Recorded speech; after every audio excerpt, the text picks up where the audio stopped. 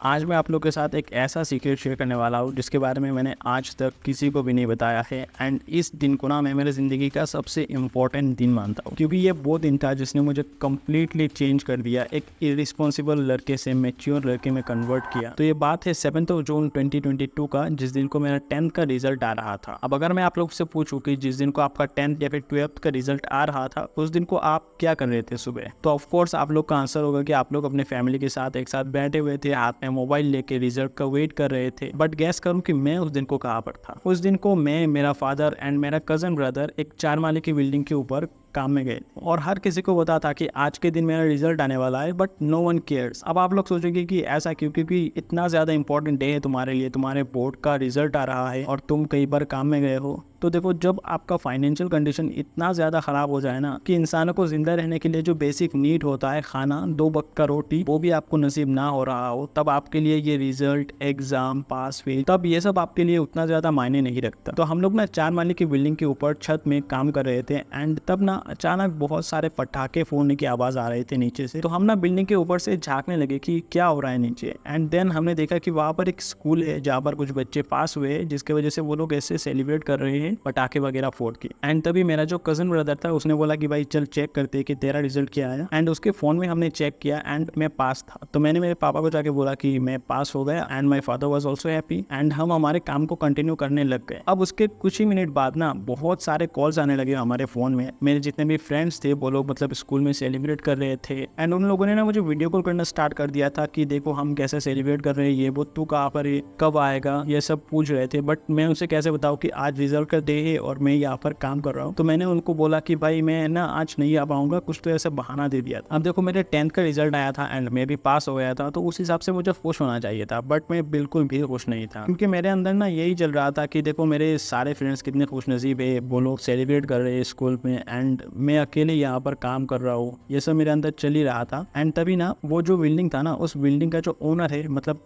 जिनके अंडर हम काम कर रहे थे, वो आए थे वहाँ पर। एंड गेस व्हाट, वो एक टीचर थे। तो वो जैसे ही आए, उनको ना बहुत सारे कॉल्स आ रहे थे। लाइक जो स्टूडेंट्स फेल हो गए ना, उनके पेरेंट्स उन्हें कॉल कर करके मतलब बोल रहे थे कि क्यों, क्या हुआ, ये सब। तो वो टीचर एक कॉर्नर में जाके मतलब बहुत सारे कॉल्स वगैरह कर रहे थे। एंड देन वो आए हमारे सामने और हमारे काम देख रहे थे। एंड तभी मेरे फादर ने उनको बोला कि मेरा बेटा भी इस बार एग्जाम दिया है एंड वो पास हो गया। एंड जैसे उन्होंने ये चीज़ उनको बोला, उन टीचर को, एंड उस टीचर ने ना मुझे ऐसे नीचे से ऊपर तक ऐसे एक बार स्कैन किया।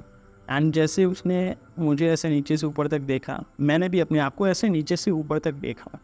एंड मैं देख रहा हूँ कि मेरे पूरे कपड़ों में धूल, मिट्टी, ये सब लगा हुआ है। एंड आई डोंट नो उस टाइम में क्या हुआ। लाइक ऐसे कुछ तो हुआ था अंदर, बहुत ही टूट सा गया था अंदर उसी एक पॉइंट में। आई डोंट नो मैं ये चीज़ कैसे एक्सप्लेन करूँ। मैं जितने भी बार इस चीज़ के बारे में सोचता हूँ, मुझे समझ नहीं आता कि ऐसा क्या हुआ था उस टाइम में मेरे अंदर। लाइक बहुत ही ज़्यादा मैं अंदर से टूट चुका था एंड बस रोना आ रहा था। ऑब्वियसली मैं सबके सामने तो रो नहीं सकता, तो मैं सारा दिन मतलब ऐसे ही काम करते करते बिताया। देन शाम को काम ख़त्म हो गया था तो मैं घर आया। घर आने के बाद मैं ऐसे ही मतलब नॉर्मली पूरा दिन गया। बट जब रात को ना मैंने अपने बिस्तर में सर लगाया, आई स्टार्टेड क्राइंग।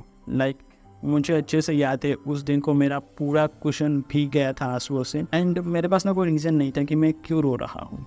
एंड उस रात मैं नहीं सोया, बिल्कुल भी एक सेकंड के लिए भी नहीं सोया। मैं पूरे रात में मैं बस ऐसे प्लान बना रहा था कि क्या करना। अब बहुत से लोगों को ये चीज़ लगेगा कि भाई उस टाइम में तेरा एज कितना था। मेरा एज था 16 ईयर एंड एक 16 ईयर का बंदा ये सब सोच रहा है। देखो, ये चीज़ मुझे पूरे अच्छे से पता था कि 12th के बाद मैं मेरा पढ़ाई आगे कंटिन्यू नहीं कर सकता, क्योंकि यहाँ पर कॉलेज नहीं है। देखो, हमारे यहाँ पर ना कॉलेज का बहुत ही ज़्यादा कमी है एंड जितने भी कॉलेजेस है वो सारे के सारे प्राइवेट है। एंड अगर मुझे उनमें एडमिशन करना है तो मेरे फादर का monthly earning at least 1 lakh rupees तो होना ही चाहिए। अब सिर्फ 2 साल के अंदर कहीं से तो ऐसा चमत्कार नहीं होने वाला कि मेरे पापा का मंथली अर्निंग अचानक से 2 लाख तक पहुंच जाए, है ना। तो इन्हीं सब चीज़ों को देखते हुए मैंने एकदम प्लान बनाना स्टार्ट कर दिया कि भाई जो भी करना है अभी करना है। एंड उस टाइम में सिर्फ मैं 16 साल का था। एंड उसी रात ना मैंने बैठ के ये चीज़ कैलकुलेट किया कि मेरे पास कितना टाइम है। एंड मुझे जो रिजल्ट मिला वो था सिर्फ 2 साल। क्यों? क्योंकि अभी मैं जाऊँगा सरकारी स्कूल में जहाँ पर मैं 11th और अपना 12th कंप्लीट करूँगा। एंड उसके बाद मेरे पास कोई भी ऑप्शन नहीं होगा। घर वाले मुझे जो कहेंगे मुझे वो ही करना पड़ेगा, क्योंकि ऐसे बेकार में मैं घर में बैठने तो नहीं वाला। तो मैंने ये चीज़ डिसाइड किया कि अभी मेरे पास 2 साल है, मैं 2 साल स्कूल जाऊँगा, तो इन्हीं 2 साल में मुझे जो भी करना है। काम में जो इंसिडेंट हुआ था उसकी वजह से ना मेरे अंदर ये चीज़ फिट हो गया था कि मुझे जो भी काम करना है है वो कुछ ऐसा काम होना चाहिए जहाँ पर रिस्पेक्ट मिले।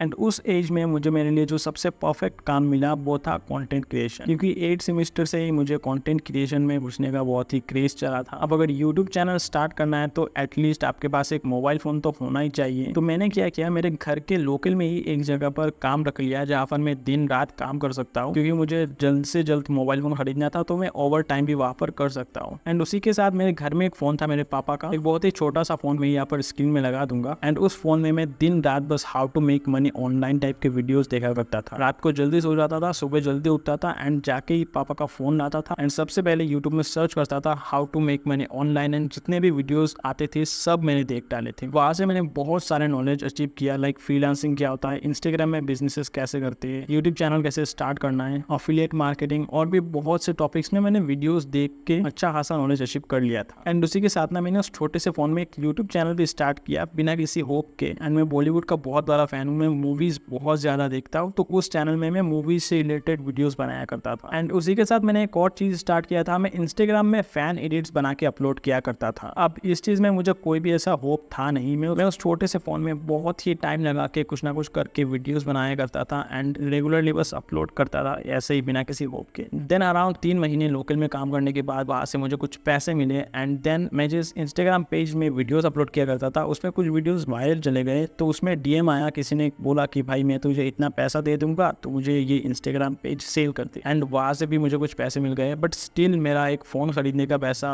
बन नहीं रहा था। फिर मेरे जीजू ने मुझे 5,000 रुपए दिए थे एंड उन सारे पैसे को मिलाने के बाद मैंने मेरी जिंदगी का पहला मोबाइल फोन खरीदा जिसका प्राइस सिर्फ 13,000 रुपए था। एंड उससे मैंने स्टार्ट किया कंटेंट क्रिएशन। तो जैसे कि मैंने पहले ही बताया था मुझे यूट्यूबर बनना था, तो वो जो चैनल मैंने क्रिएट किया था बॉलीवुड से रिलेटेड, वो चैनल मैंने मेरे नए फोन में लाया एंड भाई मैंने पूरे 1 साल तक उसमें वीडियोस अपलोड किया। एंड गेस करो मुझे रिजल्ट क्या मिला, सिर्फ 400 सब्सक्राइबर्स। एंड इतने सारे टाइम देने के बाद ना मैं 12th में पहुंच चुका था एंड स्टिल मैंने जो सपना देखा था जो मुझे 2 साल में करना था उसके मैं नज़दीक भी नहीं आ। एंड अब मुझे दिख रहा था कि मेरे पास 1 साल से भी कम टाइम है, मैं क्या ही करूंगा। आप लोगों ने अक्सर ये जो सुना होगा कि बहुत से यूट्यूब ग्रुप बोलते हैं कि एक ही चैनल में लगे रहो, 2-3 साल तक बनाओ, देन आप कंटेंट क्रिएशन में आगे बढ़ोगे, ये वो।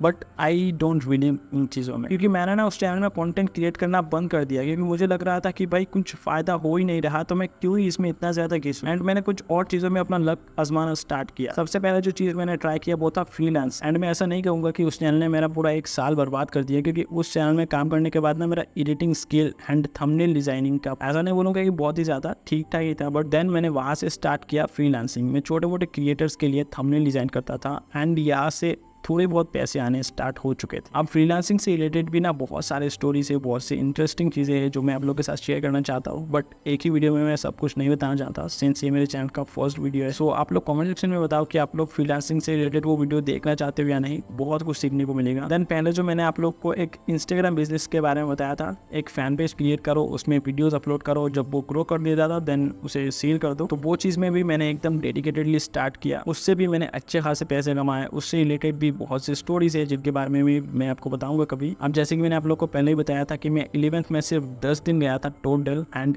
12th में भी ये चीज़ कंटिन्यू हुआ, मैं अराउंड 15-20 दिन ही गया था टोटल। तो मेरे पास बहुत सारे टाइम थे, तो इसी के साथ ना मैंने और 2 चीज़ स्टार्ट कर दिया। पहला, छोटे छोटे बच्चों को ट्यूशन पढ़ाना, बहुत कम पैसे मिलते थे बट फिर भी कर रहा था मैं क्योंकि भाई पैसे चाहिए थे। एंड जो मेन चीज़ मैंने स्टार्ट किया था वो था एक यूट्यूब चैनल। सिंस मैंने पहले भी एक यूट्यूब चैनल में काम कर रखा था, मैं फ्रीलांसिंग किया एज अ ग्राफिक डिज़ाइनर, तो मेरे पास ना बहुत अच्छी स्किल्स थी। मैंने जो फर्स्ट वीडियो अपने चैनल में अपलोड किया, सिर्फ 3-4 दिन के अंदर ही उस वीडियो में 15,000 व्यूज़ कंप्लीट हो गए। फिर मैंने नेक्स्ट वीडियो अपलोड किया, ऐसे करके मैंने 5-6 वीडियोज़ अपलोड किया, चैनल मोनेटाइज। अब मैंने तो सोचा कि भाई चैनल मोनेटाइज हो चुका है, पैसे आएंगे, बट ऐसा नहीं हो। अराउंड 3 महीने लग गए मुझे मेरे फर्स्ट पेमेंट आने में, एंड इन सब चक्कर में ना बहुत सारे टाइम बीत गया। लाइक सेकंड पेमेंट जब आया था तब मेरे 12th का भी रिजल्ट आ चुका था। अब मैंने जो सपना देखा था कि 2 साल के अंदर मैं फाइनेंशियली फ्री हो जाऊंगा, ये वो सब तो हुआ नहीं। बट ऐसा भी नहीं है कि मैंने एक भी पैसा नहीं कमाया, थोड़े बहुत पैसे आ रहे थे जिससे मेरा घर अच्छा खासा चल जा रहा था। बट दिक्कत ये है कि 12th का रिजल्ट आ गया, अब मुझे अपने पढ़ाई आगे कंटिन्यू करना है। बट ऐसा तो नहीं है ना कि मैं महीने के लाखों कमाने लग गया एंड मेरा जो अर्निंग सोर्स है वो भी उतना स्टेबल है नहीं, तो मैंने यहाँ पर एक बहुत ही बड़ा डिसीजन लिया। मैंने एक सरकारी कॉलेज में एडमिशन के लिए भी अप्लाई कर दिया था, बट सिंस उस कॉलेज के कुछ रिक्वायरमेंट थे कि मुझे 75% अटेंडेंस देना पड़ेगा, और सरकारी मतलब ऐसा नहीं कि बिल्कुल भी पैसा नहीं देना है, स्टिल हमें बहुत से पैसे देने पड़ेंगे। एंड इन सब चीज़ों को देखते हुए मैंने डिसीजन लिया कि मैं अपना पढ़ाई आगे कंटिन्यू नहीं करूँगा, क्योंकि कहीं ना कहीं मुझे इस चीज़ का भी डर था कि 2 साल घिस के मैंने जो ये कुछ क्लाइंट्स और कुछ जो ये सब्सक्राइबर्स इकट्ठा किया है, अगर मैं कॉलेज जाता हूँ तो वीडियोस बनाना बंद करना पड़ेगा एंड